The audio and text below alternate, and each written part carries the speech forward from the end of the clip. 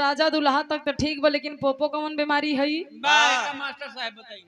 पोपो के कहा छन? हरियाणा में लड़का के बड़े प्यार से पोपो कह के बोलावल जाला। ई सब हरियाणा में का करत है? हरियाणा में इनकर भैंसी का तबेला है विजय भाई के। ई का करेलन? बाबा मन इनकर पूरी खानदान गोबर काछत काछत खत्म हो चुकल हो।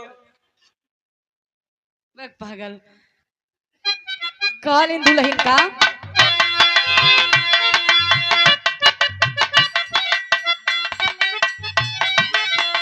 ऐतिहासिक धरती बीरापुर की ऐतिहासिक सरजमी से धर्म के बड़े भैया बबलू यादव भाई की तरफ से शानदार 201 रुपया के आशीर्वाद, बहुत बहुत प्रणाम, आशीर्वाद की प्रतीक्षा बा।